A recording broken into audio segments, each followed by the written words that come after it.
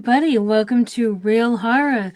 Tonight we are discussing season 3, episodes 7 and 8 of Hannibal. And joining me, as always, is Vinny Art. How you doing, Vinny? I'm all right, hanging in there. Hey, 7 and 8. Oh shit! Yes. Did I Yep. watch? I'm kidding. I got it. No. This is yeah. This is good, and we get into the Red Dragon stuff too on these. Yeah. So, yeah, pretty interesting. Yep. I can't believe we're this close to the end already. It's crazy too how this show went backwards, Yeah, I know. but it still works. It still makes sense. Yep. So I think they did a really good job with this so far, and yeah, we are so close to the end. It's ridiculous. I know. Yeah, we only have a few more weeks left. Yeah, it's gonna be good. It's yeah. And these episodes tonight are great. Um, They yeah, really we, yeah, there's a lot to discuss in these ones tonight, and yeah, all right. Well, I guess let's just dive right in. okay. All right, That's what so she said. Wait, what? all right, so yeah, episode 7. So, um, well, the end of episode 6, we saw Hannibal and Will hanging upside down at Muskrat Farm. They were brought to um, uh, Mason, Yeah. and so the way season 7 opens, it's kind of like the scene that happens in between, um, Jack and Hannibal's, like when Jack is sitting at the table with Hannibal. So it's kind of like in between that point and when when they end up at the farm. So we get some kind of fill in information in that. Right. So yeah, so we start off, we see that guy Inspector Lupano and a few men with him, and yeah, so we start right away. We're seeing Will getting the top of his head, getting like that saw thing. Hannibal's using that saw on him, and Yeah. then yeah, yeah, that was nuts. And the how the blood is like pouring down his face and stuff. Excellent practical effects. Oh yeah. Why do they do a good job with that? Yeah, yeah, and so as that's happening, we see the Lupano and his men are coming into the building, getting into the elevator and all that stuff, and then we see like Jack, as Hannibal's getting, I mean, I'm sorry, as Will's getting his head sawed, Jack is screaming, "No, no!" And through Will's eyes, we see the Stag Man, Mm-hmm. and then at that moment, Lupano and his men bust in, and Jack asks, if they're here to make an arrest, which we find out they're not there to arrest Hannibal. Nope. And yeah, so They like the money. yep, they're there for the bounty. Yeah. So Lupano nods to one of his men, and that the man that he nods to knocks Hannibal um down, like out, and because Hannibal was on his knees with his hands like behind his head, Mm-hmm. kind of like in the surrender position, Yep. and they knock him out. So yeah, we know this is definitely not they're not on official police business here. Right. Plus, Hannibal's already wounded too Yeah. Yep. from the fight with Jack on the other episode. So he's Yep. been limping along. Yep. He's hurting. And Lupano says, take Dr. Lecter and this one. And yeah, he goes, referring to Mason Verger, saying he'll pay us double for both. Mm-hmm. And then he turns to Jack and he's like, "There's no price on your head." And An unfortunate victim. We didn't get here on time to save you. yes, Yeah, that kind of situation. And he tells one of his men to take that bone saw and finish what Hannibal was basically about to do to Will, Yep. or what he was starting on Will actually. Yeah, and so they're setting the narrative that uh that Il Mostro is the one that killed Jack Crawford. Like this pretty nefarious. Yeah. And hello, Sherry. Nice to see you. Hey Sherry, Thanks great for seeing you. by. Hope you're well. Yep.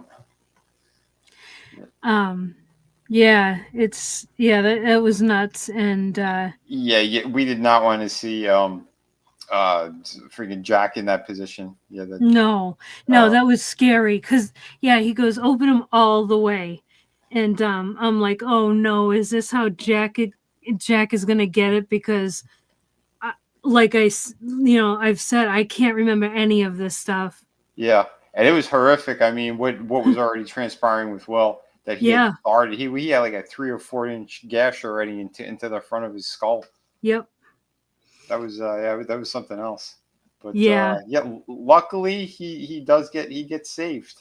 Yes. Yes. So as he's about to get the top of his head sawed, we hear a bullet sound, and then one of the men falls, and then we see a bullet hole in the window, and then the second man falls, Hmm. and then it shows that outside Chio is there with her rifle, Yep. so she has saved Jack's life, thank God. Yep. And yeah, so she comes in and Jack looks up at her and she's like, and he goes, wrong floor, because that's how they met. In That's the how they elevator. originally Yeah. met. Yep.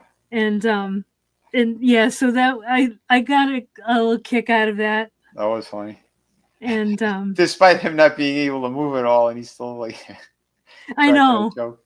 Yeah. Like, yeah, he's so good in this. He really is. And hello, Adam. Yes, please, Hey, everybody, buddy, slay that like button. slay it. And yeah, like I usually do, I'm gonna pin his comment. All right. Nice. And yeah, so they talk about a bit, and he asks her to take the needle out of his neck, and um she still has her rifle drawn on him, like she's kind of unsure of him. Hmm. And that kind of seems to be her default in general with people surrounding Hannibal. Yeah.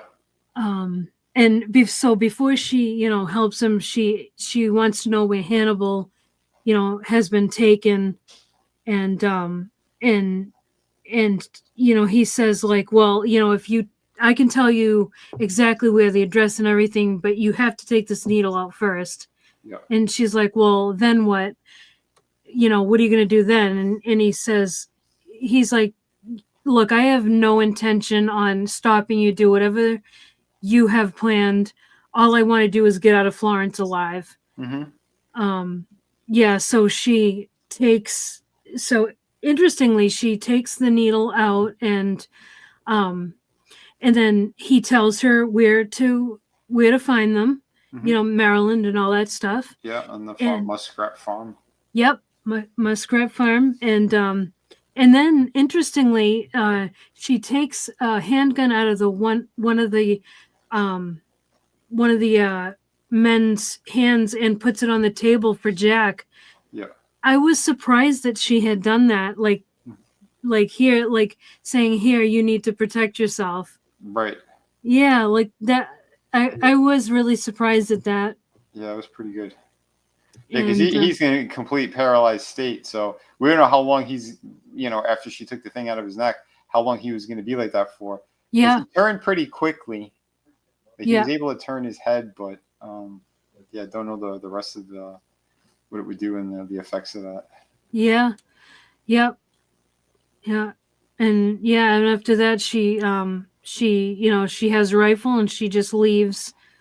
And then that's it. That's the end of that opening scene. And then next thing we see is Margot and Alana are in bed, and Margot gets a call, and we don't hear the phone call, Yeah. but we assume that it's the phone call notifying her that Will and Hannibal have been taken, because her and Alana have that discussion after she gets off the phone. Mm-hmm. And Alana's like, your brother has gotten what he wants. It's time for you to get what you want. And Margot says that, my brother has Hannibal and Will. And I thought it was interesting how Alana answered, well, your brother's a sadist, so he'll torture them. That gives us time. And she doesn't seem to have any urgency about the fact that Will is going to be tortured. Yeah. I thought that was odd. Yeah. They really made us like dislike her all around. Yeah. Yep. Which is crazy because like that character, like, we were kind of rooting for the two of them, and then it's like it got to that point when she started sleeping with Hannibal, and it's like, oh, you just ruined her. Yeah, big time. Yeah, like what the hell? And it kind of stayed that way and just continually get worse. Yeah. It's like she's even like she knows she's spending time with the devils because she's like, yeah, like she tells Verger too at some point, like, we're all already dead, aren't we? Yeah, we definitely. Yep, we get into that as well. Yeah, it's crazy. Yeah, it is. It's an odd turn that her character has taken. Mm-hmm. She has really you can tell she has been through a lot of trauma, and she has like not she hasn't processed it yeah, like in a healthy way at all. Oh no, absolutely not. Yeah, and sleeping with Verger's with the Verger chick. Yeah, that's that's only making things worse. Totally out of left field. And hello, manliness. Hey, boy. Yeah. No, unfortunately, no. This one isn't the one with elephants. No, we discussed already, this. yeah, we already had an elephant in one of them. Yeah, and right now we're at a pig farm. Yeah, and we were just talking about the two lesbians, so you kind of came in at the right time. Yep. Yeah, her lesbian turn was. I just don't know what to make of that. I really don't. Like, that just seems completely out of left field. Kinda. Yeah, all right. And so then, Well, wait a minute, it does make sense. If she was with Crazy Dick, she's like, okay, Hannibal broke her, so it's like, well, what else is he gonna go to? She's like, oh, I'll go to the opposite sex, and that's what she did. Okay. All right. No, that's just not how it works, but we'll go with that. Listen, I'm like, my mind frame is that on Alana right now, and I'm caring for her, and I know that she's broken. Oh my God, Vinny's like, I can fix her. I could fix her. And the other one too, the Verger chick.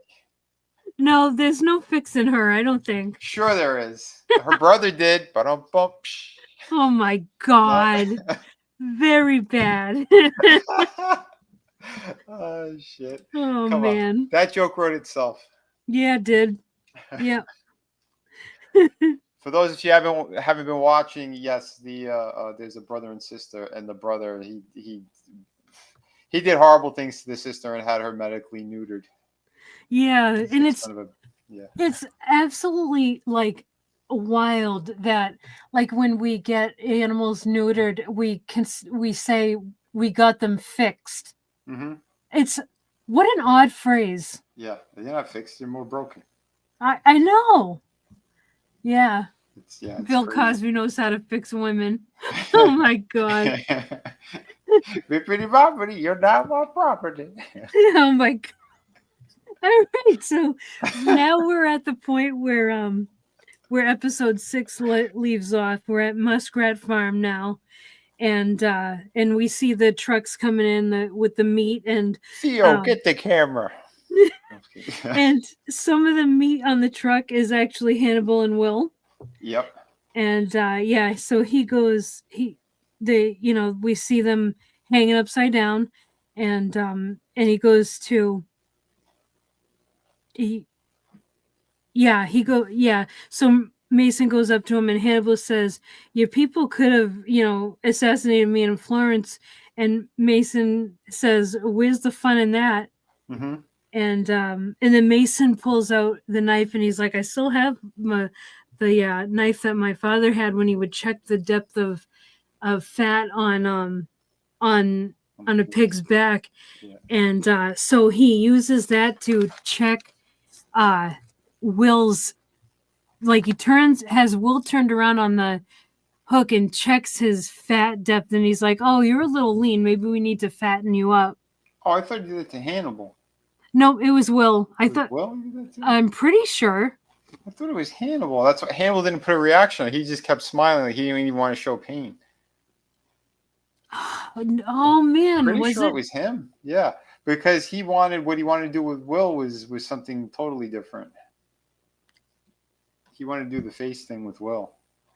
All right. Yeah, I was pretty sure it was Hannibal he did it to, because Hannibal was the one who was wearing the black shirt, because they lift it a little and then he sticks him. Okay, that all right. Yeah, I thought it was Will. All right. Well, okay.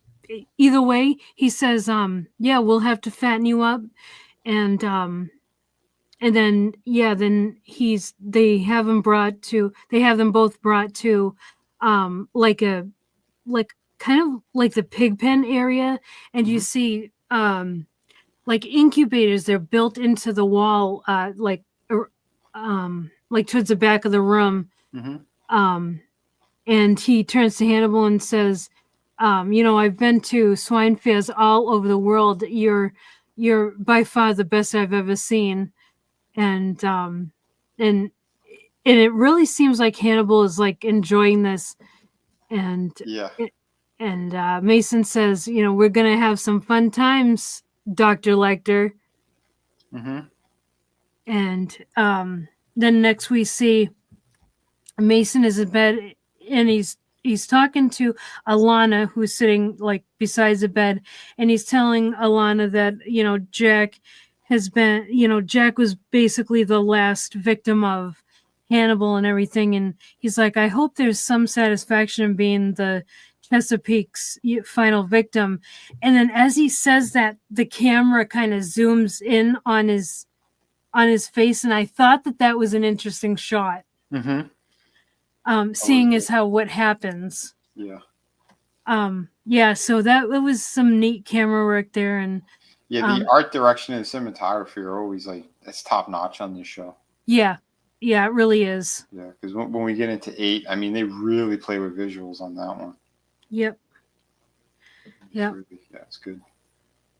And then as he's saying that, Margot comes in and says, "Well, there's some feces flying in Florence. Jack Crawford is alive." And Mason's like, "Oh, well, that's disappointing." And he turns to Alana and he's like, he's basically saying, asking if she has betrayed him. And she's like, "No, I haven't betrayed you." Mm-hmm. And he says, as soon as Jack set foot in Italy, he started like telling the authorities in both countries that Jack was like harassing him and threatening him and all that stuff. And he did that to muddy the water for when, basically to cover any kind of narrative. Like if Jack came, was picked up and started saying, that, everything that Mason did, basically. Yeah, yeah. Yeah. In case the he was going to send the cops to the Muskrat Ranch there Yep. and get Verger. Yep. And basically it casts doubt on whatever Jack says. Yep. Yeah, and Because yes. from what I remember in the movie, it was a whole lot more secretive. That whole situation. Okay. Which I mean, we'll be getting to it, but yeah. No, they still did an excellent job here. Yeah. Because they have to make sense of certain things, like the logistics of certain situations and whatnot. Oh yeah. Yeah, and then and then we see Mason has Hannibal and Will get all dressed up in nice suits and everything and brought to dinner. And basically, he reveals to them that what he plans on doing is eating Hannibal, but with like a face transplant. He's doing it Yeah. with Will's face on. Yeah, while wearing, Will. It's Yeah. very, very disturbing. Yeah, because Will is like, you're gonna eat Hannibal with my face? Like, that's just absolutely bonkers. Yeah. And yeah, and Cordell is Cordell, like his like manservant. Um And him Cordell. Yeah, his voice is funny. He keeps calling for her. Yeah, Hannibal asks, like, how are you gonna prepare me, or what's the first part you're gonna like eat of me or whatever. And Cordell explains that it's gonna be his hands and feet, and describes how he's gonna cook it. And he describes to Hannibal it's called the Promethean barbecue. And he's like, the way he's explaining it, it sounds like a top-notch chef, like you'd see in a fancy restaurant. Yeah. And I really do think that Hannibal was genuinely amused by this. Yep. Because the way that he looks at him, he has like this smile of amusement on his face, and he turns to Mason and he goes, "You've thought of everything." I really do think he was impressed. He seemed that way. He was smiling the entire time. Yeah. Much like the grin that you see right here. Yeah, it was like that. Yeah, and he's describing how he's gonna keep him, like, each day he's gonna take a little bit more of him, but he's gonna keep him alive with, IVs and tourniquets and all that stuff. And then Cordell, and then Hold on. I had a question when you said that to him. Like, but wouldn't that spoil or change the taste of the meat? Yes, and Hannibal actually mentions that that can change the taste of the meat. That's for sure. Yeah. And then Mason tells Cordell, "Can you moisturize Will's face? He's looking a little dry." And so Cordell goes over to Will with like this moisturizing cream, and he gets, since they're strapped in chairs, he needs to get close to Will, so he puts a little moisturizer on his hand, and as he's like bent near Will like leans up and takes a chunk out of his face, which was great. It was amazing. Yeah. And so he's got a piece of Cordell's face in his mouth, and then he spits it out on a plate. And it's just like, wow. Yeah, pretty savage. Yeah. And again, the whole time Hannibal's just smiling. He's like, "This is great." Right? Yes. I'm getting a dinner and a show. For real. Yeah, he's very much amused by all of this. And then next we see Cordell. He's sewing that piece of his face back on. And then he takes this brand that he uses that they use on the pigs, and he brands Hannibal's back. Yeah. Oh man, that was nuts. And he tells that, this is when he tells Hannibal that as long as he remains respectful, he'll be able to keep his tongue. And Hannibal says, "And when I do lose my tongue?" And Cordell explains exactly how he'll prepare it. And Hannibal says, "That sounds like that sounds nice and clean." And it's just so wild. Yeah. And then he's like, "Don't worry, you'll be cooked to perfection." What part did they tell that other story of the guy that they overcooked? I can't remember. Because I remember, because it was so creepy. You got a virgin sitting there going, "Yeah," and that guy when they chopped off his penis and they cooked it, and they overcooked his penis. Like, what's the Yes, point of that? You're gonna eat a man and then you burn his penis. I was like, yeah. can he say it enough times? That was I know. How many times you could take a drink every time he says penis? Yeah, Yeah, that was at some point during that dinner, the dinner yeah, it's show. so bizarre. Yep. Oh Yes, Dahmer is into the chat for real manliness. man. Well, it's Hannibal the Cannibal, so I mean, but Yeah, seeing that that other little shit in the wheelchair and talking about it, and his disturbing chef who wants to prepare them all. yeah. Yeah. Um, okay, so then the next thing we see, Margot is helping Mason in his chair, and he says, "So how long have you and Alana been an item?" And she kind of is surprised by that, and she's like, "Not long." And he says, "Oh no, according to Cordell, it's been longer than that." Hmm. And then he kind of like he's like, "Oh, does she have childbearing hips?" And he's like taunting her with that, and he informs her that, "Oh, I already have a surrogate for you." Hmm. Um, and then he reveals that he kept her eggs. And this is something that you and I were wondering, like, did he get rid of everything, or did he maybe Yeah. keep her eggs?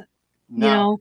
yeah, and for what it sounded like, didn't uh like he took the fetus from her, like because she was already.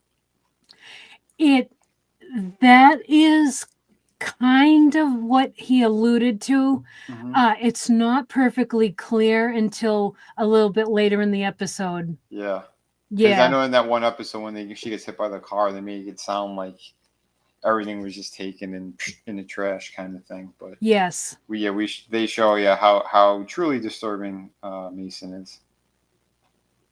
Yeah, Yeah. what a fucked up character. Yeah. Million is actually going to scramble the eggs or fry them. A little bit of Well, both. he did something else with them.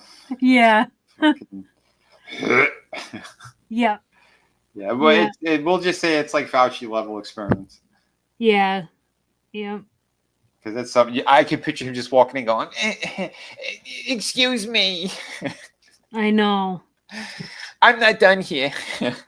Ugh, gross. Oh, I know. Yeah, I was almost kind of happy when this whole section is done. I know when they wrap this storyline up. Yeah, yeah, Yeah. that part of it anyway. Yeah.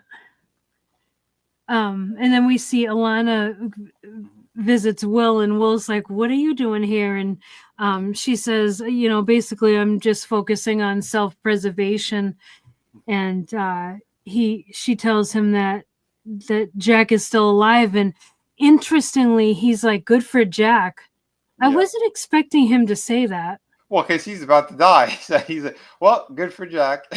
Yeah, that's true. He's like, "I'm not in such a good position right now." Yeah, yeah, and he's upset with her because she helped Mason find them, so Yep. they're where they are because of her. Yep. And that's what part of that conversation is because that's what he Mm. says. He says them, and he's like, "Well, I helped them find Hannibal, Yeah, not that's both of you." because she says, "Well, I was hoping that Jack would basically rescue you." Hmm. Um, well, it's didn't work out that way. Yeah, and she didn't really seem to care much either at I that point know. because she That's she she changes her tune in another minute or so, yeah. but yeah, she was still ice cold to him. Yep. Yeah, there's very much a divide between them two. There's not Yeah. even a hint of friendship anymore. I Yeah. mean, I, Well, I, I think the situation as well is because she knows she's being watched. Because yeah, we already found out that Cordell knows everything about what the hell was going on between her and the sister, and they're sitting there in his fucking mansion, and he's strapped to the damn chair. So yeah, there's not mhm. much she could do in that position at the moment. Yep. Because then, yeah, there's more of a plan that gets devised. Yeah. Yeah, and because yes, he says to her that basic she admits that her plan has evolved since it didn't go the way she had hoped, and Mm-hmm. he says, well, your plan has to evolve. You're going to have to spill blood. It's going to either have to be your hand or by someone else's. Mm-hmm. So there's some foreshadowing there. Yeah. Um, and then we see Hannibal in the pig pen, and he's tied up, like there's a thing around his neck, which is tied to like the sides of the pig pen, and his arms are like he's bound. He's bound in the pig pen, Yep. and Margot goes down there, and she first greets the guard, and then she goes to see him, and uh, and she tells him that Mason has had a surrogate all along, and Hannibal goes into uh, therapist mode and says, he's going to deny you. He will always deny you. You have to kill him. Yeah. And he's like, you remember that's what I recommended to you in session. Yeah. Because he's toying with you. He's never going to give you what you want. Yep. And he's right. Yeah, unfortunately, yeah, he was right all along about that. Yep. Because he knows these damaged, broken minds, and that's what's so great about it. Because he is so twisted himself, he sees through all the other ones super easy, and that's why. Yep. And he gets his joy out of manipulating these people. Yep. Yeah, and he actually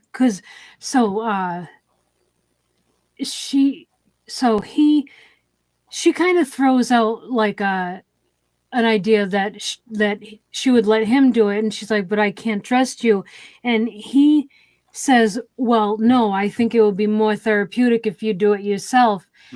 And that is consistent because that is what he told her in therapy as well. And then he offers to be her alibi. And this actually gets really interesting. How he's gonna like well, okay, so Alana comes in, and she shoots the guard that originally greeted Margot, so she is full bad guy now. Well, she shot him. I thought she shot him with that like that dart gun thing. Was it a dart gun? I couldn't tell. The way that it came out, it was like one of those sleeping dart things. Okay. Yep. So okay. She's not a murderer. That's what threw me off. I was like, that doesn't seem like Alana. No, yeah, it's one of the like a trank gun for like the pigs. Okay. That's what she used on it. That makes more sense. Okay. Yep. All right, and Hannibal, says that he's got a pocket knife, and she tells Hannibal that she was trying to save Will from him, but right now he's the only one who can save Will. Yep. And she asks him to promise her that he'll save Will, and he looks up at her, and they're face to face, like he's still bound in the pig pen, and she's inside the pig pen, but they're staring at each other, and he says that he promises, and he says, I always keep my promises. And so he's like, just leave the knife, and if you just undo one of my hands, leave the knife, I'll do the rest. And tells her, that take some of my hair and put it in Mason's hand, and that's Margot's alibi. That's their alibi. Yep. And then before she does it, she says, "Could I have ever understood you?" And there's like a pause, and then he says, "No." And so then she rips some of his hair out like he told her to do. Yep. She cuts the rope and leaves the knife, and then we see him free himself of the ropes. Yep. Um, Grab the hair, leave the cannolis. yeah. Wait, no, leave the gun. Never mind. Oh shit. But yeah, no, that scene was crazy because also when he said that, like the first thing that popped into my head was the other promise he said, Which one? the one to her in the end of season 1. Yeah. If you don't turn and get out of here now, Yep. he's like, I promise, I'll kill you. Yep. And and he makes a note of saying, "I always keep my promises." Uh-huh. Because that's the double that I saw in there. He never just says something. There's always extra behind it. Yep. But he is true to his word. That's true. Mm-hmm. That is true. That's why she collectively shits her pants. Yeah. Yeah. You know, she's not just walking funny because of the hip situation in that cane. It's because she filled her britches. Oh man. And then next we see Will is he's strapped to like a like a makeshift operating chair thing, Mm-hmm. and connected to a heart monitor, and you see like his head strapped down and everything, and this is like some makeshift operating room, and Mm-hmm. Cordell, gets Mason under anesthesia, and he goes over to Will, and is getting Will ready, and It he almost reminded me of the scene in Young Frankenstein at the end when they're about to switch the brain and the body. oh yeah, that's true. It's kind of like that. Yep. Yeah, it is reminiscent of that. Mm-hmm. And yeah, he says that he's given him a paralytic. He'll be immobilized, but he's gonna feel everything.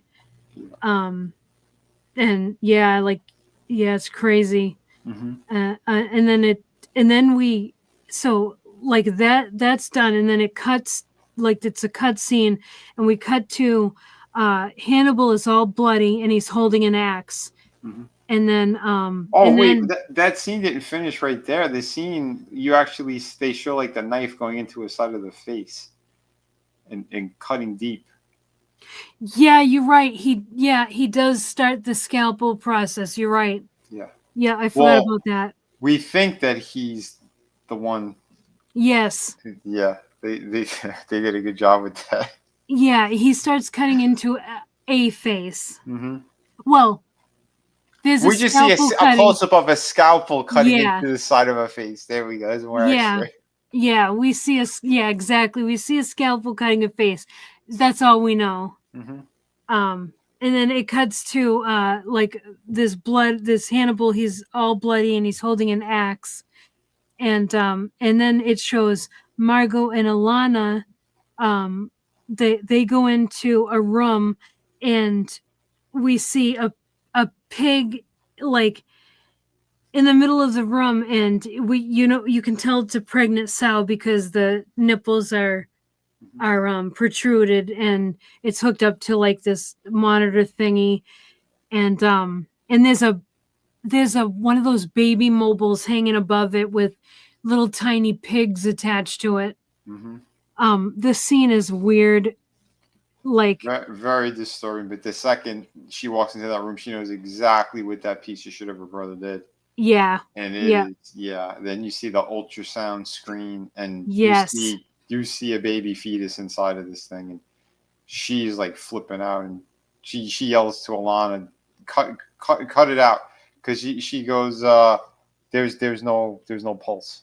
yeah, And the Virgil chick, she's like, open it up, take my baby out now.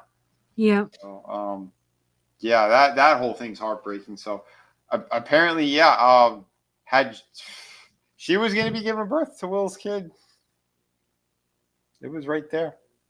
yeah, And the sick, twisted freak of her brothers, put it inside one of the pigs and was yeah. keeping it from her. Oh man. So that means it did last a little bit longer because it had gotten bigger.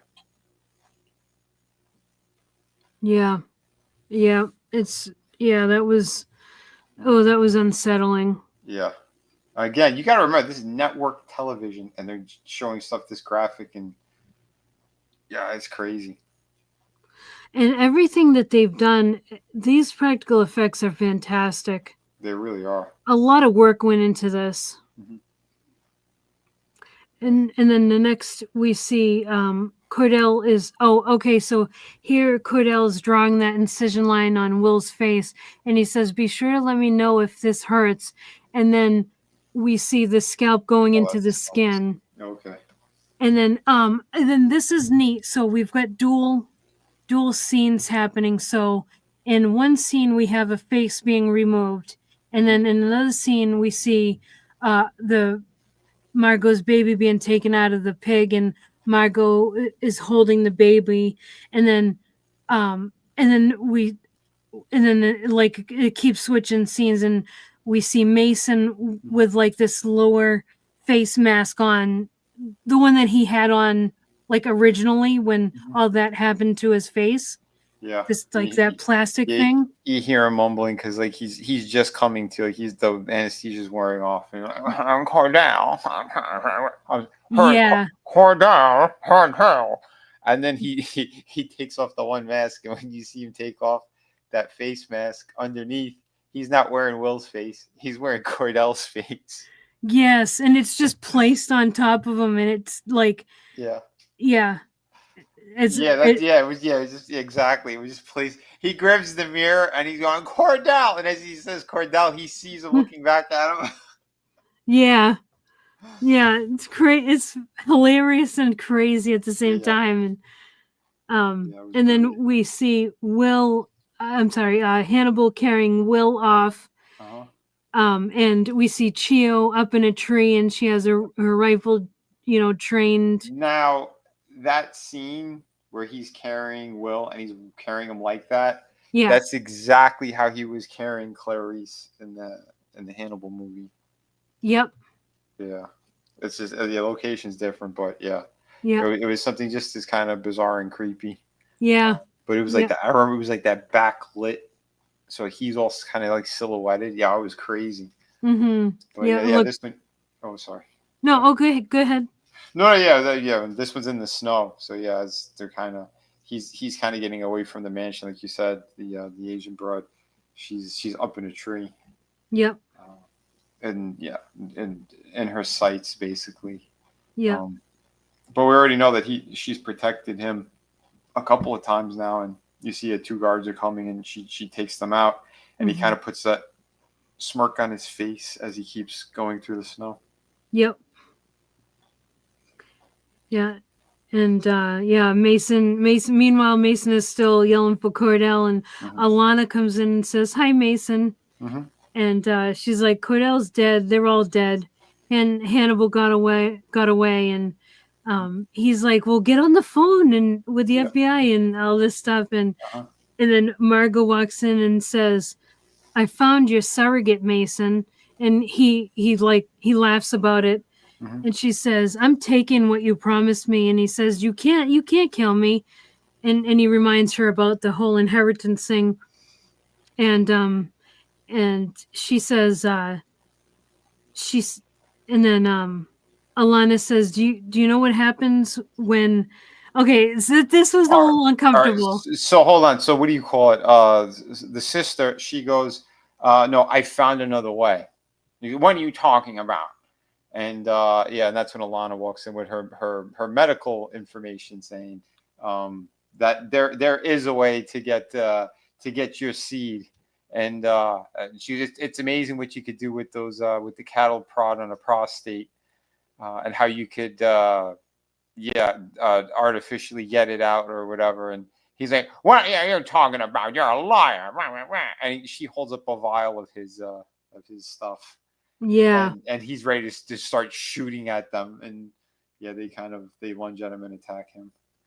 that was so gross. Yeah, I mean, it's It, bad enough at how disturbing that character is, but now she's sitting there holding his load in the damn.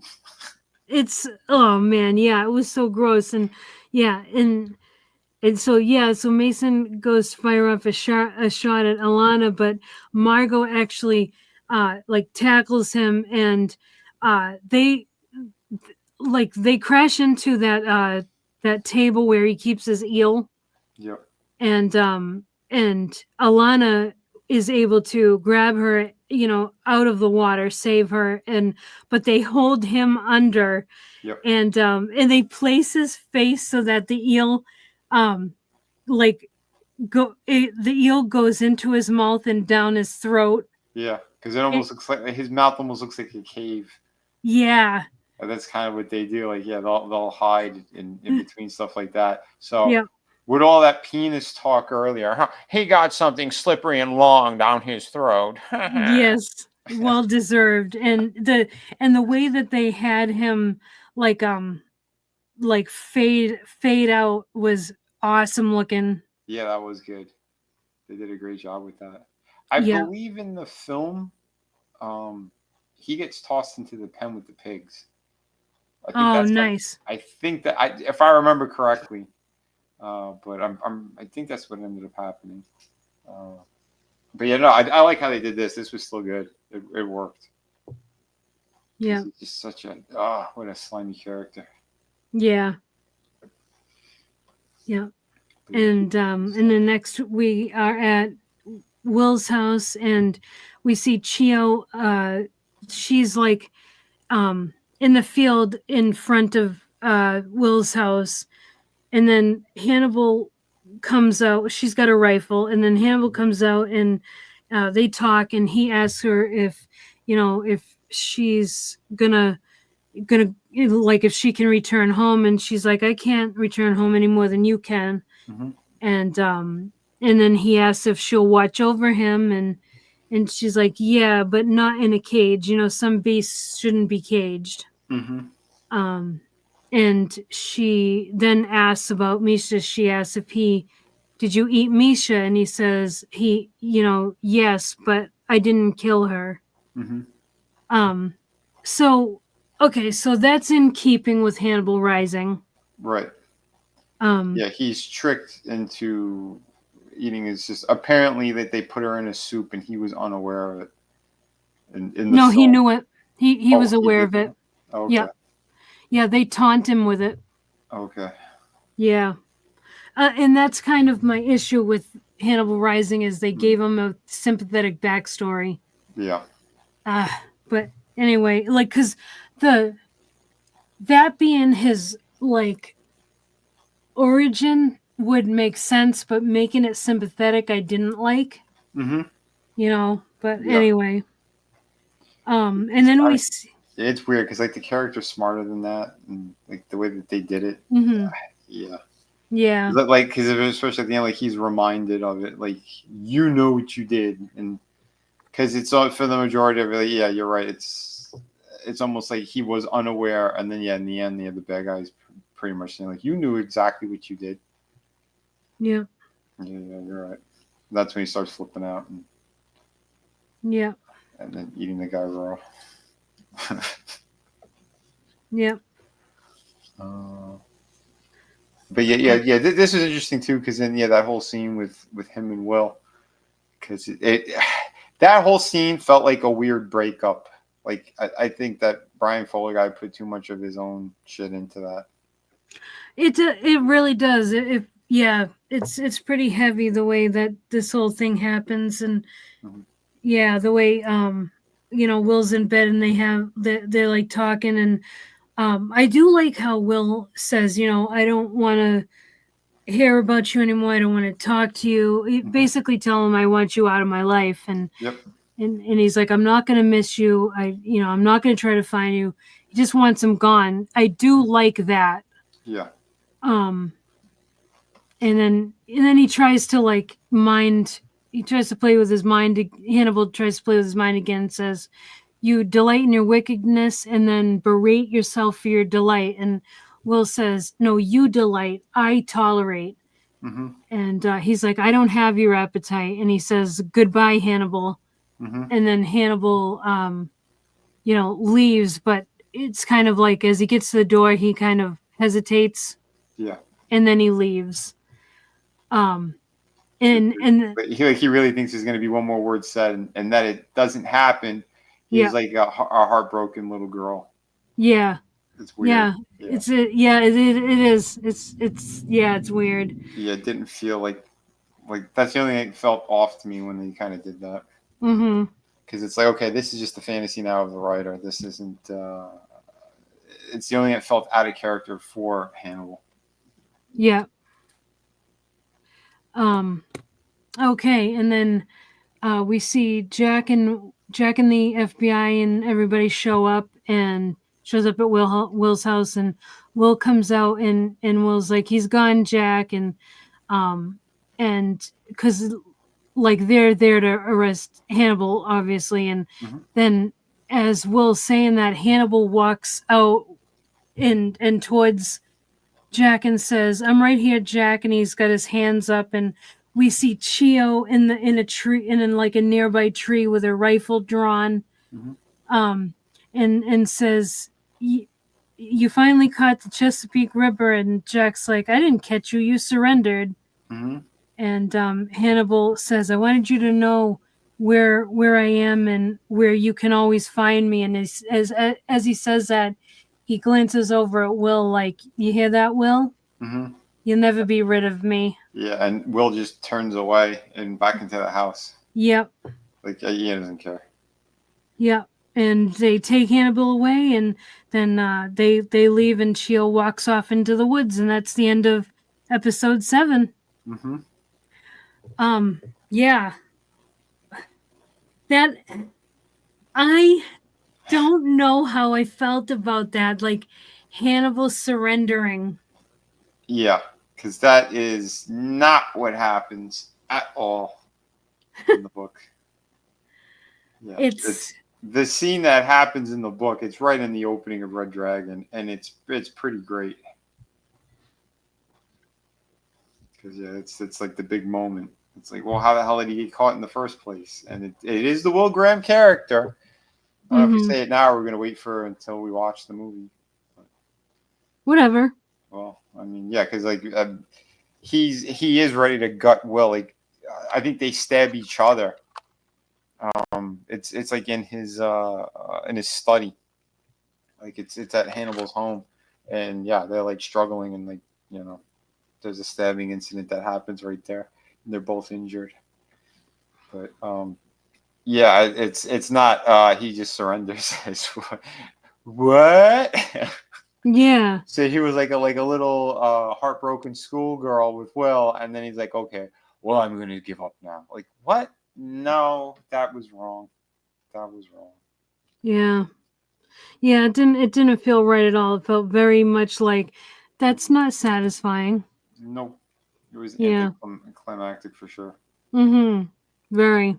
But it's I'm like, well, I'm glad that wasn't at the end of a season. It Oh was yeah. because there's still so much more going on. So I'm like, yeah, because if you end it like that, it's weak. So but yeah, so what we get into at 8 is new territory now. Yep. Kind of. Well. Yeah, this is we've got this is brand new. So okay, so episode 8, this opens with we meet a man named Francis Dollarhide. Mm-hmm.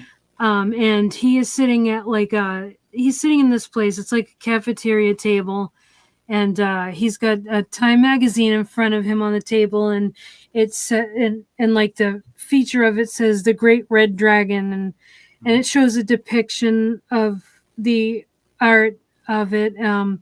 Was it Robert Blake? I think. Yes, Robert Blake. Yep. And and it shows like the enhanced picture on the inside cover, and I'm teasing. I knew exactly what it was. I have the same tattoo on my back. I'm kidding. I can't imagine you having that. I'm full of surprises. Oh shit. Yeah, and you can see like Dollarhide is kind of he's mesmerized by this picture. He's captivated by it, and And then it cuts to him doing like some like strength training, he's strengthening his back and shoulders, like he's doing these poses. Um, not is it? Would you consider it yoga? I don't know if it's quite yoga. No, not really. It's more like he almost like how you see like a lion stretch. Yep. So like he's doing the kind of weird pose, but it's like he's almost like trying to make like his shoulder blades pop out of his back more. Yeah. As if again, because if the Robert Blake painting is like the devil basically, Mm-hmm. and from behind it looks like his wings are about to like pop out completely, and Mm-hmm. it's sort of like he thinks like he's becoming this painting in his mind. Yeah. So yeah, like he's almost like mimicking it. Yep. And he's practicing too. Like he's practicing like a roar or a yell, something Yep. that sounds unearthly, like uh, primal but evil. Like again, what he's imagining a dragon would sound like, I guess, Mm-hmm. or a devil, whatever. Yep. It's a mix of whatever it is.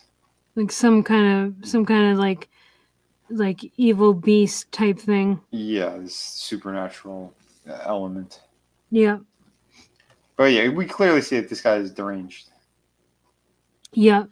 And we see like we see this tattoo shop, and we see like the needles doing their thing and everything. Mm-hmm. And then we see Dollarhide in a shop, and he's looking at a set of teeth. Yeah, he's like in a Chinese market, because that's where they Yeah. got all that weird fucking black market shit. Yeah, you can get like toad penises and stuff like that, and yeah, it's weird things. You know, Cordell used to shop there. Yeah, basically, yeah. And yeah, so he's looking at like this weird set of teeth, and then and then we got teeth, we have teeth, we have feet. What do you look for? I know. It's so strange. Yeah. And then we are back at his home, and he drops the robe he's wearing, and it reveals that huge tattoo pattern on his back. Mm-hmm. Of the like it's that painting, it's sort of that dragon thing. It's not an exact replica. Yeah, to do an exact replica. I mean, I think the movie gets closer to it. Yeah. If I remember correctly, but yeah, it's definitely a version of it. Yes. Like if you've seen it, you go, oh yeah, that's based off that demented painting. Yep. Yeah. Yeah, and then he's posing and stuff like that, and then next we see it okay, so these shots were interesting. So it shows Hannibal in that church, and that church in Florence. Yeah. And there's a choir boy singing, and Hannibal is sitting there, and he's like really enjoying the singing and everything, and at the same time he's getting processed by the FBI and everything. And we also see the Tattle crime headlines saying like Lecter caught, kitchen nightmare, and stuff like that.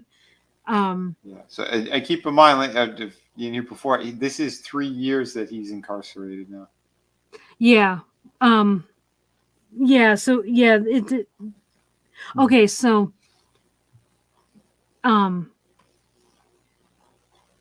it shows. It shows him. Okay. So this was interesting when they show him in his prison jumpsuit. Mm-hmm. It's the white jumpsuit, which is the one that is worn in Manhunter. Mm-hmm. And it's got the same, and he's chained the same. He's all shackled and everything, and it's got the same prison number B5160-8. Okay. And that's Hannibal's. That's his number in the Baltimore State Hospital for the criminally insane. Right. That's his like prison number. Nice. What's the number again? B5160-8. -8. Okay. Yep. I gotta keep an eye out for that. Yep, that's Hannibal's prison number. And and then it goes, and then it says 3 years later, and we see Alana visiting Hannibal, and as so it this time it looks like it's in his office, like his old office, Yep.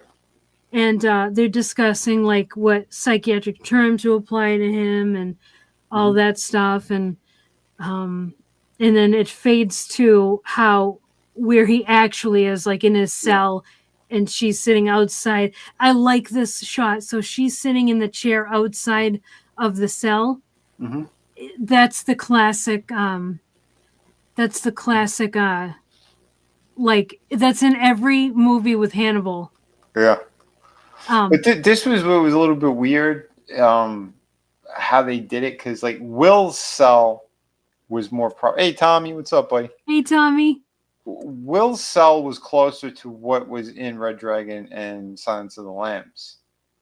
This one is more ornate. Now I know as part of it they want to play with the visuals of Yeah, his memory palace, but it yeah, really does look like, because like later when we see this too, it's still kind of like that. It almost looks like his office. It doesn't look like the prison cell. yeah, So that, yeah, I thought that was weird and interesting at the same time. yeah. I thought that was odd too. That like the way. Why would his prison cell look so nice?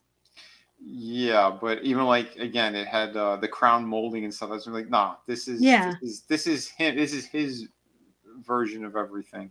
yeah, This isn't what it really looks like, and I think like that's what they were trying to do. They were playing that up a bit yeah. on purpose.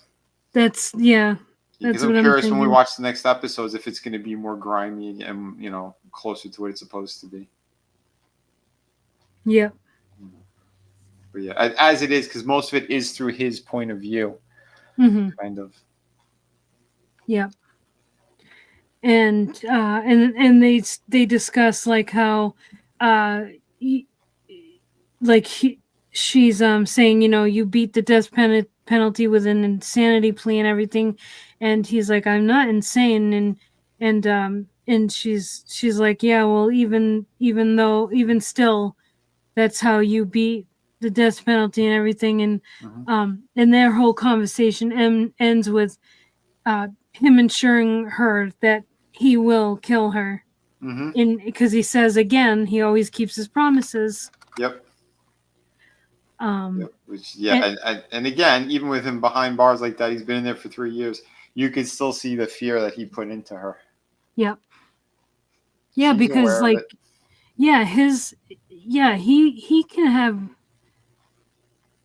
yeah, because he could have someone outside do it. Hmm. Yeah, absolutely, he's got that kind of manipulation power. Yeah. um and then we see like like a mirror break, and we see Dollarhard's face, and we see it in the broken mirror, so it's kind of like we see like three faces in the mirror of him. Yeah. um and he starts like hissing and muttering and making those weird like beast noises and stuff, Mhm. like he's practicing. Yep. um and then he kind of like looks around like he hears something, and he gets closer to the mirror, and then next we see it's a full moon, and it looks like a drop of blood hits it, but it's actually him standing outside, and the blood is dripping off of him Hmm. into the snow. Yep. It was And black. yeah, it was weird because the Hmm. camera pans in front of him, and yeah, he's covered in blood, but it looks black. Hmm. It's Yeah, that was strange. Yeah. And Yeah. They do a lot of that throughout this yeah, episode. It's yeah, just this thing is like, okay, are we getting like they're messing with our minds too now, or I know, and yeah. yeah, I would not put that past them. Hmm. Yeah, I mean, it's making sense. It's working with the story. yeah, yeah, yeah, it looks good, Yeah. and yeah, so he kind of like not howls at the moon, but kind of like roars, or not Yeah. something like that, and but he Yep. he looks deranged, and he's acting like a like he's some kind of monster. And I think they did a good job with the casting too, because he does remind me a lot of that Ray Fiennes guy or Ralph Fiennes, whichever one played the Red Dragon. I can't remember him. Yeah, the Voldemort guy. Oh yeah, yeah, yeah. Yeah, he definitely like he has that same tendencies and stuff, and how he's kind of portraying the character. It's very very similar. Mm-hmm. Yeah. And then Chilton visits Hannibal, and then this time they're having a nice dinner, and they're having sanguinaccio dolce, Hmm. which is blood and chocolate, Yeah. and it's some kind of Italian dessert, and Hannibal says it's usually made with cow's blood, and Chilton like kind of pauses and he goes, well, what was it made of the last time you served to me? And Hannibal goes, it was made with cow's blood, in the derogatory sense. Yeah. So, admitting that he used Uh-huh. human blood. Yeah, and they discuss Chilton's new book, and all of that, and how Chilton is writing a new book and says, "Oh, well, this one's not about you," and he starts to kind of play on Hannibal's ego and says, yeah, the novelty of Hannibal Lecter is basically worn off. This his new my new book is about the new killer, the Tooth Fairy, Hmm. and then Chilton, kind of wants to hear Lecter's thoughts on Hmm. this Tooth Fairy guy, Yeah. this new killer. And the first thing he says is like, I don't think I personally don't think he likes being called a tooth fairy. Yeah, yeah, and he says, I love how he says, yeah, the Tooth Fairy has a wider appeal.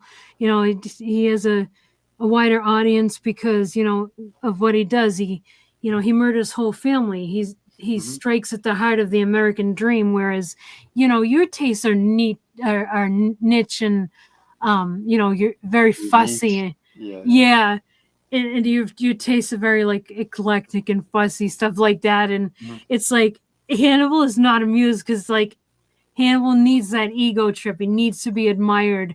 Yeah. He either needs to be feared or admired. Hmm. Um, yeah, and he's not getting either of that out of Chilton. Yeah. So yeah, he's not absolutely not amused by this, and then okay, so this is a funny scene. So it this is the way it plays out. So it looks like Alana goes to visit Chilton in Chilton's office, and he's sitting there, but then when she comes in, she says, "Get out of my chair, Chilton." Hmm. And Yeah. yeah, so we find out that she's running the asylum now. I did not expect that. Yeah. I didn't either. It's Yeah, that was a surprise. yeah. That was something that yeah they well again they're twisting a lot of things. Um, well, it plays good because Chilton wants his chair, but he can't have it. Hmm. Yeah, so they talk about stuff, and they discuss the book that he wrote, and how it's full of lies, and how they've all lied and everything like that. And um and then and we find out that because of that book, Hannibal has written a rebuttal, and he's written for the American Journal of Psychiatry, Hmm. and he plays off. He's like, they're not going to take that seriously. Like, he's not going to have any weight, and she's like saying, no, he will. It will have weight. Hmm. And I really do think it will, because just because he has gone, he's done what he's done, doesn't mean that he wasn't the head, like the absolute top of his field. Right. So it's an interesting dilemma. Yeah, it is. Yeah. Um, so yeah, so she's saying, they're gonna take it seriously, and so she asks what they talked about, and he tells her they talked about the Tooth Fairy, and he says that it struck at Hannibal's vanity Mm-hmm. You know, and he says to be cautious because of that. Yep. His you know, his ego is bruised, so be on the lookout for that. Yep. And then this was an interesting scene. So it cuts to Dollarhide watching a movie or something on a projector, and Mm-hmm. like he hears like this weird, like this noise Like in his almost like head. tinnitus, kind of. Yeah, yeah, and he gets like that tinnitus thing, and and he holds his head like these noises bother him, Yeah, like he's in and pain. yeah, and then he starts to like check the projector, like he's looking at the projector and stuff, and then all of a sudden, the movie strip thing, it starts to cover his face, and we see like the flashes of the the pictures, Mm-hmm. and then like the movie is his face is wrapped in the 35 millimeter strip, Mm-hmm. and his eyes and mouth light up, like there's light projecting out of his eyes and mouth. Yeah, That was cool. that was pretty cool looking. Like I um said, the visuals are great on here. yeah, yeah, I liked that. Yeah, because I think part of his job or something. Like he works the projection Oh yeah. at the movie theater or something along those lines. Okay. Okay.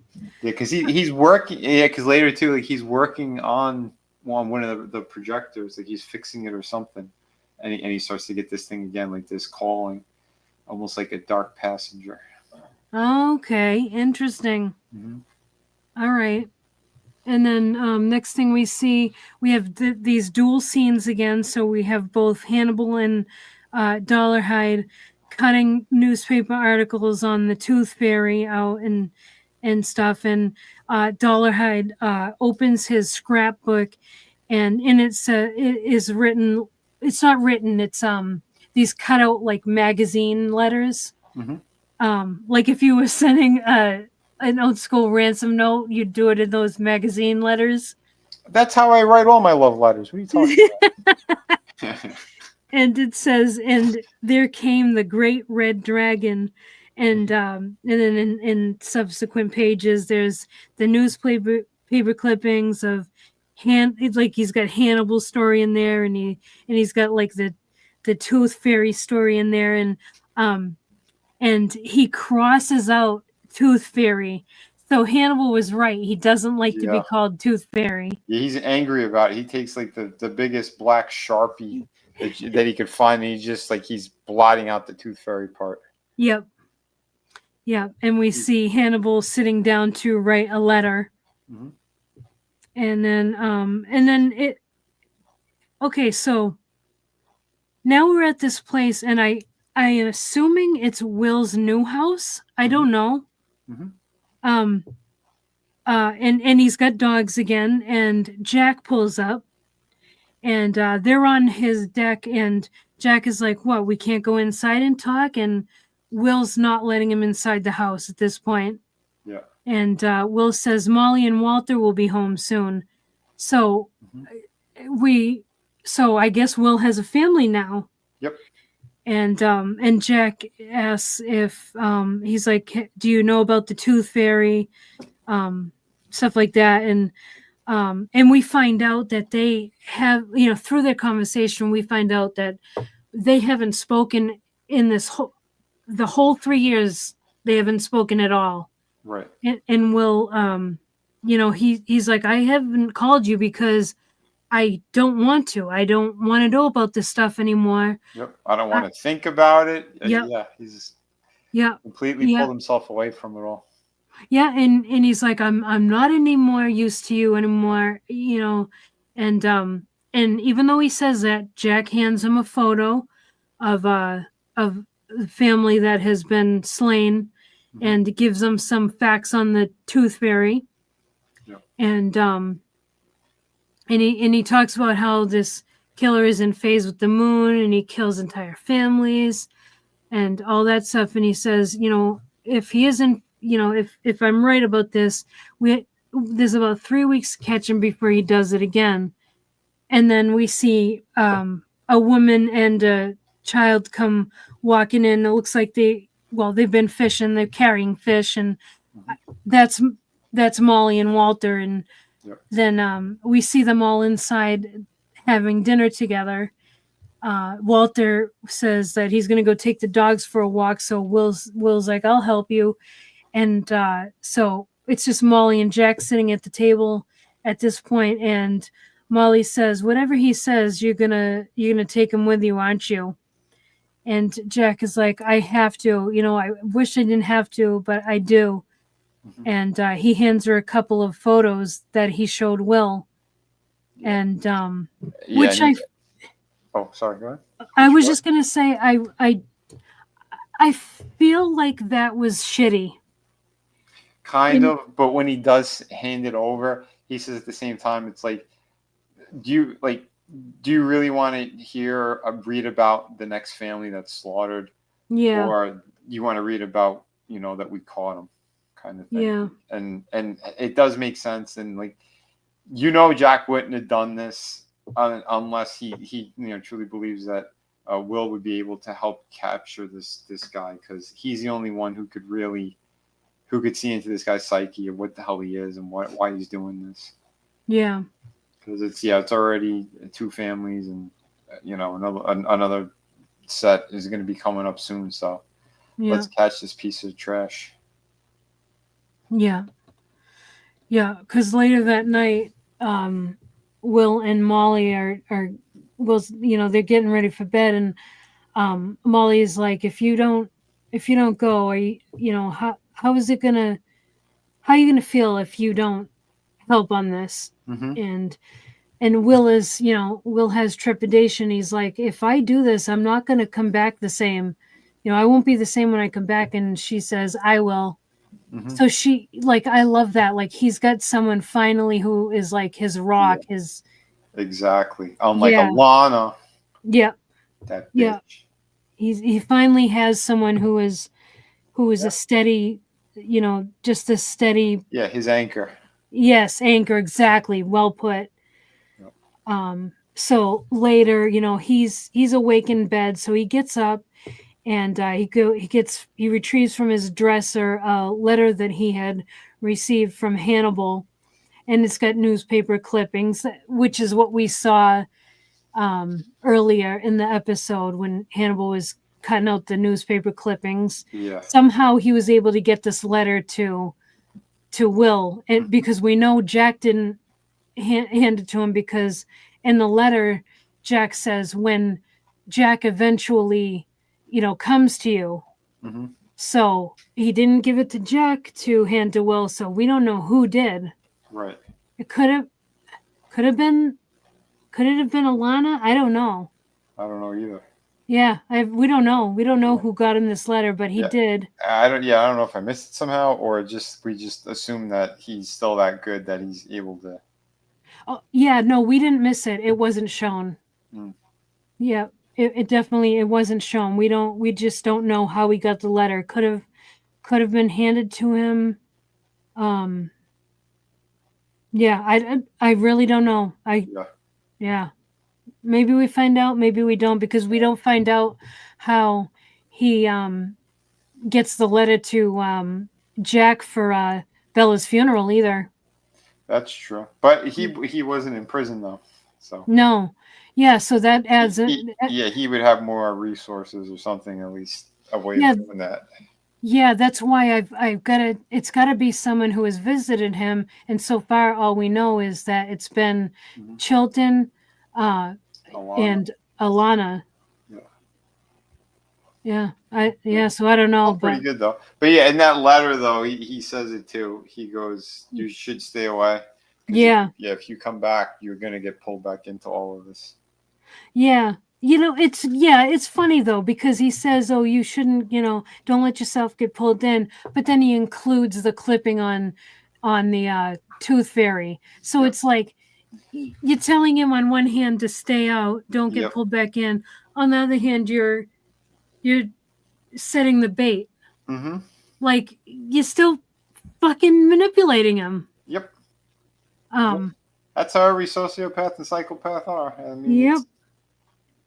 Yep. Yeah. And, It's and crazy. Now that we're watching more of this stuff between this and Dexter, and even the novel. Like I said, I'm listening to like the third novel right now. Yeah, it's crazy because like I'm seeing other people that I've known who pulled the same exact shit that these other sociopaths have pulled. And I'm like, wow, it's all right there. I know. I had one in my family too. Yeah, it's It's crazy. yeah. Um, not a serial killer, thank God. No, But no, but a sociopath and a narcissist for sure. yep, Yeah. yeah.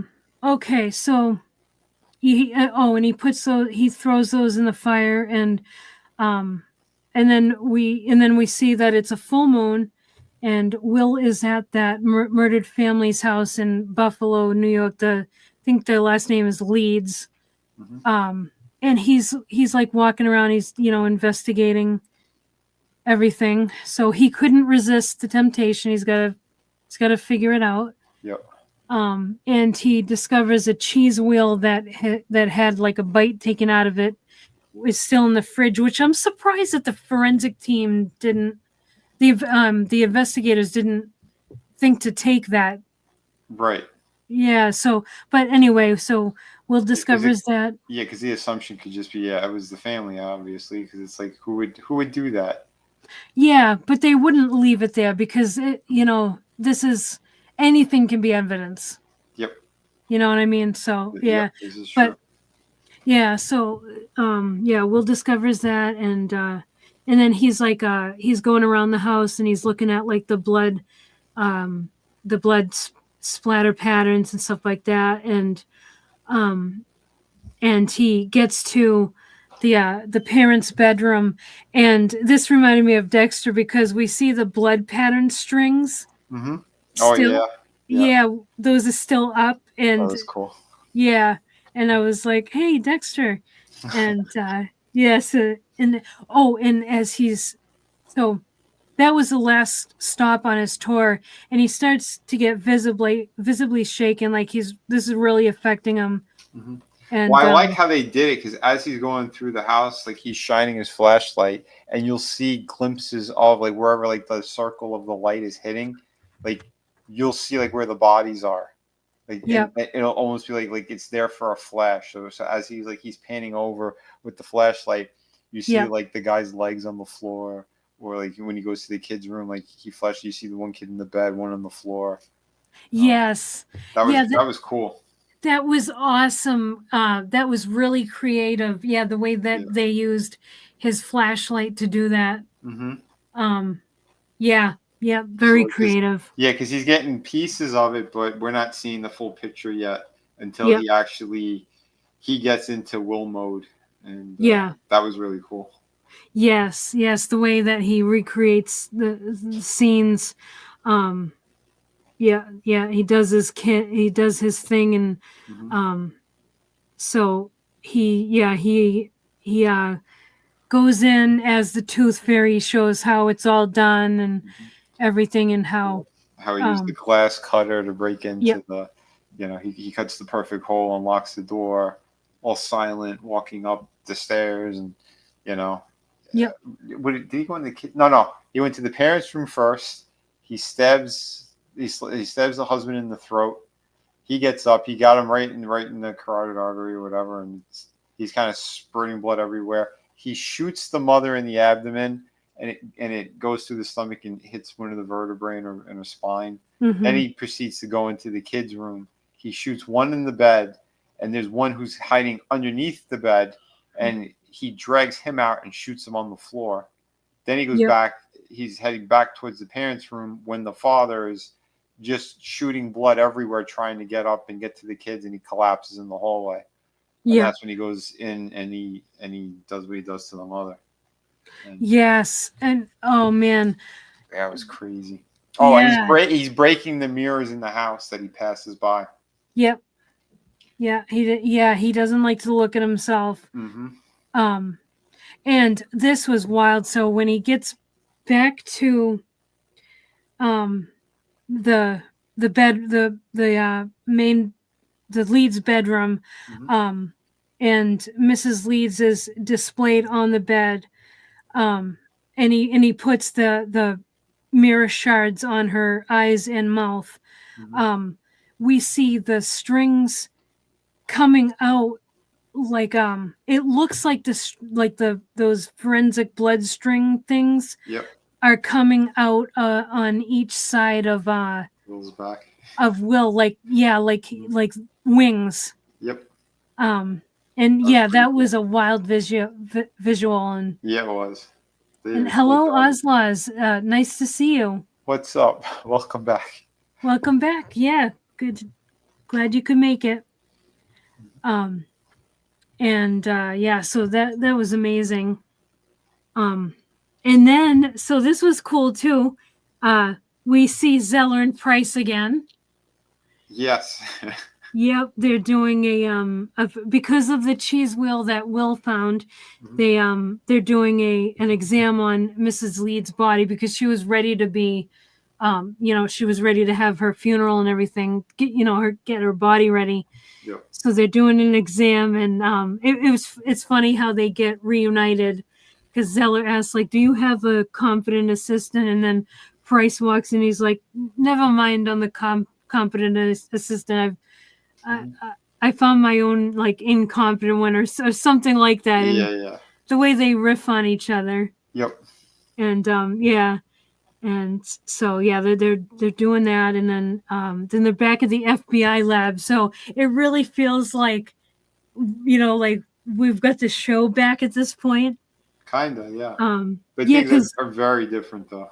yeah, and well, Will and Jack are there, and so so Price is talking. He's telling Jack what they found, and he's like, "I'm sorry," and he turns to Will and he's like, "Welcome back." He's like, It's awesome to have you back," and stuff like that, and I just thought that was I loved that. Yeah. Because Um, it's yeah, they could show that there wasn't any kind of weird animosity or craziness towards him. They did like him, they did respect him, yep, and yeah, that he was innocent in a lot. mm-hmm, absolutely. And That was but good. Will is just kind of staring there like Yeah. he's just kind of like, Well, he gave like a head nod to the other guy, to the slightly younger one or whatever. yeah, Because he's yeah, like he put his hand in his back, and he's like a head nod, like thank you kind of thing. yeah. Um and then they bring out a mold of the Tooth Fairy's teeth based on the cheese whale bite, Hmm. and they're all crooked and everything like that, and they discuss how, like, he bites, and he Will says he may have lesser assault charges, you know for biting, in The segue that they had before we got into that part was when with Zeller, when he found a fingerprint, a partial off of her eyeball. oh yeah, the eyeball, that's right. Yeah, so that was interesting because her eyes did look very unique how they did that. But Yes, he yeah, and gets they the make partial, and they said it's not in their system, it's not in the database. yeah, and they said that they've never taken a fingerprint off an eyeball before. Yep. Yeah, that was neat. Hmm. So they kind of geek out a little bit, and Jack doesn't like when they geek out, No. which is hilarious because it reminds me of Mulder when Scully gets very scientific and Mulder's like, Scully, Yeah. like he has to snap her out of it. Right. Right.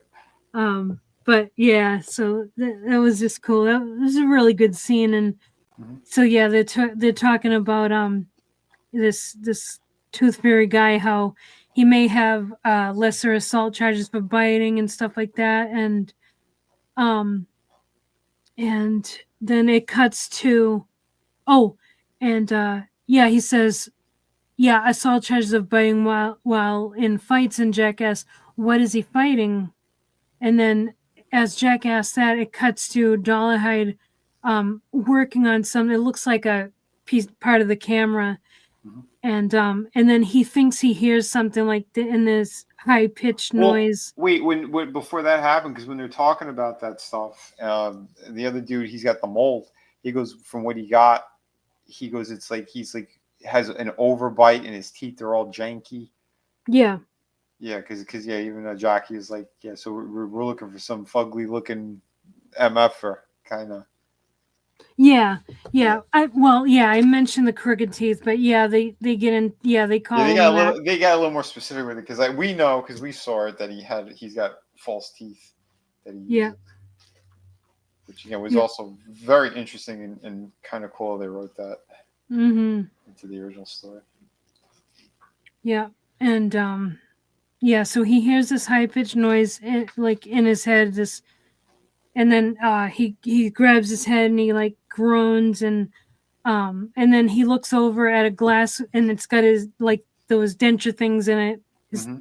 his teeth thing, Yeah. and then he goes over to them, and then it shows Will in his motel, and he tries making a phone call. It does, like no one picks up, and he lies down on the bed and he imagines all the crime scene photos like all around him, like he's surrounded by him, like Mm-hmm. up in the air and everything. It's like three-dimensional. Yeah. Um, and then the next day, he goes and visits Jack and says that he needs to visit Hannibal. Knew that was coming. Mm-hmm.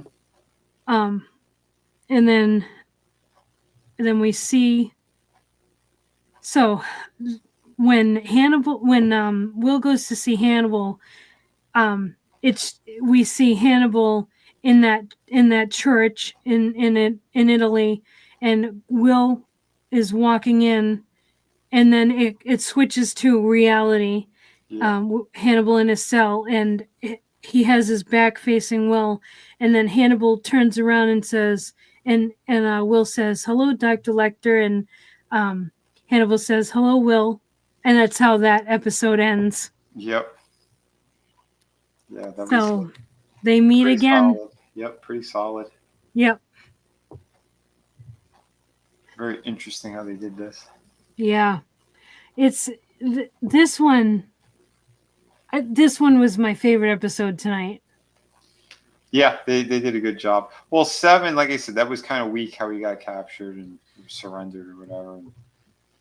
And they went to emotional, like, someone just had a breakup kind of thing. It's like, no, like you guys screwed that up. Yeah. Because it's like I said, it was very anticlimactic. But now that he's kind of like he's going to him for help again, and like yeah, it's more interesting how they did it. Mm-hmm. So yeah, and especially that we're getting into the Red Dragon stuff because now it's like okay, now we're back at like the beginning of what the movies were. Yeah. So, Yeah. it's I still really loved good. seeing um it's awesome. One thing I really love about it is it's awesome to have a new serial killer. Yep. And then I love seeing Zeller and Price and the FBI lab and everything like that.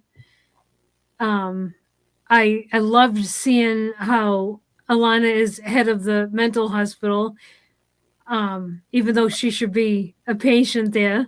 Uh huh. uh, Yeah. Oh, for sure. yeah, like yeah, I really love episode 8. Yeah, it was good. They did a nice Yeah. job. I'm very curious to see how the rest of it's gonna play out now. Because Mhm. there's not much more to go. I know. I mean, there still is a lot, but I mean, realistically, we're gonna just fly through it. So, um, but yeah, Yeah. it's very captivating. Yeah, we've only got 4 more episodes to get through this storyline. Mm-hmm. That's yeah, that's Yeah, going to fly. because 8 pivoted back to Will almost entirely. Yeah. Because like the last couple of them where the main focus was Hannibal, and then everyone else kind of like tagging along, sort of thing. Yep. But yeah, it's like I said, it's so great that we're out of the Verger. It's a pig pen situation there. That was that was a lot. Yeah, I'm glad that's wrapped up as well. Mm-hmm. Um yeah. Yeah, it's good to get it feels good to get some new material, and yeah, it feels like a return to the original formula, which Mm-hmm. I like. Yep, same. Yeah. Big fan. Big fan of that. Yeah. So, very cool. Yeah. As yeah, yep, yeah, all the Mason stuff in episode 7. Yep, what he did to his sister with the surrogate and the baby and the pig. And, ugh. Yeah, Yeah. it was a lot. Yeah, that was nuts. But yeah, but awesome episodes, and yeah, this was great. I'm Yep. looking forward to getting into some more Yeah. of the Nine. Tooth Fairy. I know. 9 and 10. Jeez, we're right there. I know. That's just I coming know. up next week. 9, 10, 11, 12, and then we've got 13. Yeah. So, yeah, we wrap this up in 3 more weeks. Crazy. Yeah, unbelievable. But hey, it's a good thing. We've been having fun with this. This series is so friggin' great. Yeah. Yeah, I So, can't. out of 3 seasons so far, we've only had like one episode that was kind of weak or out of place. So that's not bad. That's not bad at all. Not bad at all. Mm-mm. And really, it's only that one. Yeah, it's thing. how they caught him, kind of. Yeah. And it's just like, that's wrong. But yeah, it's the only gripe I've had so far. But yeah, everything else, highly recommend the series. Yep. And then we'll be getting into the 3 Hannibal movies. Yeah. Red Dragon, right. Yeah. Hannibal, and Silence of the Lambs. We'll do. You jumbled them again. Well, I don't mean in that order. Yes. Yeah. We can discuss Manhunter and Hannibal Rising, but yeah, like I don't think they need their own. Yeah, the focus will be on Anthony Hopkins' version. Yeah. Which makes more sense. Yeah. Yeah. But yeah, still really great. Like, and again, what they did with this series, it's like, here's your alternate, your Elseworlds kind of version of all those events kind of merged. And they basically just took out Clarice, but the rest of it's all there, Yep. So it's, like I said, really interesting. Tommy, okay, so Tommy has an idea. What's the up? Silence of the Hams. Should we do that? Should we do that one? Silence of the Hams. Yeah, it's a comedy thriller. Oh, I don't know if I've seen that. Who's in it?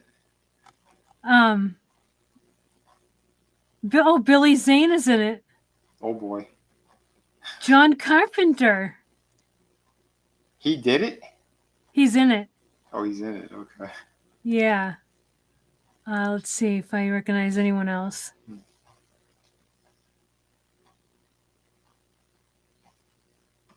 I'm looking.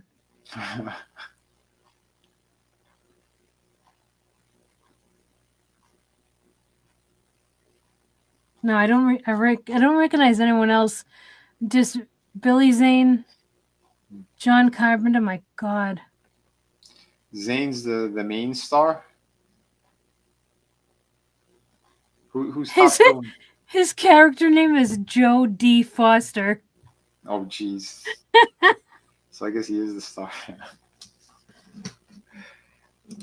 Yeah, it's a parody movie.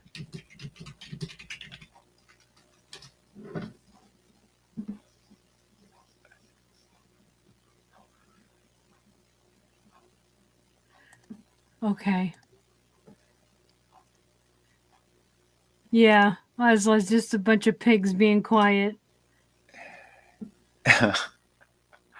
Oh, John Aston, he's in it.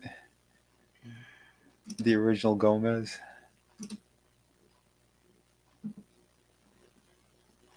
John Landis is also in it. Bubba Smith. Tommy, have you seen this movie? He had to have if he if he was recommending it.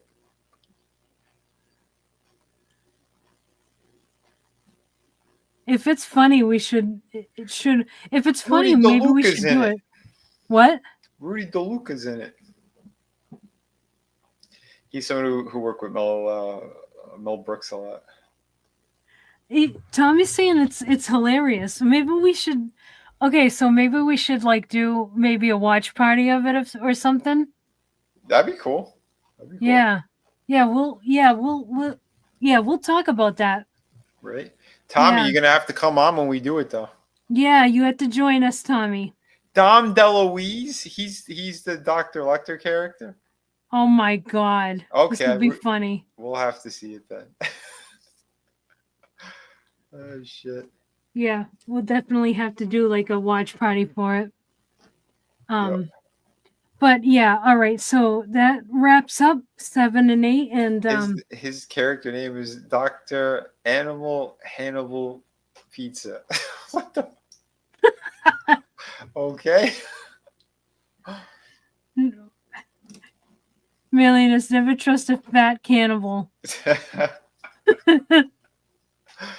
Oh shit. That's great. All right. So yeah, tell people what you've got going on. I got a lot of stress. I got this one kind of crick in my neck. Oh, no, yeah, tune in tomorrow. We're doing a toy stream. It's gonna be on Tommy's channel, my channel. Yeah, Trina, me, Adam, Slasher, Tommy. Yeah, so come on down. Yeah, we'll have a good time there. And of course, you can buy my beautiful books and my artwork and stuff on the links that we got over there, and with the link tree and all that. Or just go to my my Twitter, or go to vinnyart.com, VINNIEART.com, and yeah, it'll take you all my great stuff. Yeah, thank you so much. And of course, Friday we're going to be doing a Friday Underground, and then Sunday we are starting on Dexter season 2, which again, really awesome. I'm happy everyone enjoyed the shit out of the first season, because yeah, that show is just so damn good. And season 2 goes into some pretty cool and crazy territory as well. So yeah, get ready for it. Yeah, absolutely. Oh, sorry. Dexter is awesome, and I'm looking forward to getting into season 2. Yep. Absolutely. And yeah, and yeah. Oh, yeah, and so next Wednesday, same time, 8 p.m. Eastern, we will be doing episodes 10 and 11. Sweet. No, I'm sorry, 9 and 10. No, 9 and 10. 9 and 10. Yeah, 9 and 10 next weekend. Looking forward to that. Yeah. And yeah. Oh, and Tuesdays also. Tuesdays, Etep and I do Tuesday Night TerraVision, 8:35 p.m. Eastern. Yep. Which is also simulcast on my channel. You can tune in for that. Sweet. All right, I could give a teaser of what I'm working on right now. Okay. All right. Yeah. Show us. Yeah. Here's one of the pages I'm working on currently. Here's just a close up of one of the panels. So we got some cool stuff going on. That looks fantastic. Take the gray off. There you go. Awesome. I put the gray just so it's a little easier on my eyes. Mm-hmm. But, yeah. So really cool stuff happening, and yeah, action craziness is just ensuing. Someone's getting something chopped off here.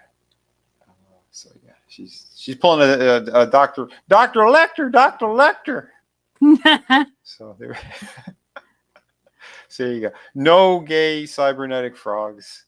Nope, not at all. Not here. No. Wait, no. Melinda said, leave that panel up. I'm not finished. Oh, geez. All right, everybody. Thank you so much. I'm glad you enjoyed it. Yes. Yeah, it looks awesome for real. But yeah, thank you everybody for hanging out with us. And yeah, we will see you next week for episodes 9 and 10. And I hope you all enjoy the rest of your week. And yeah, we will catch you later. Peace. Bon appetit. Bon appetit.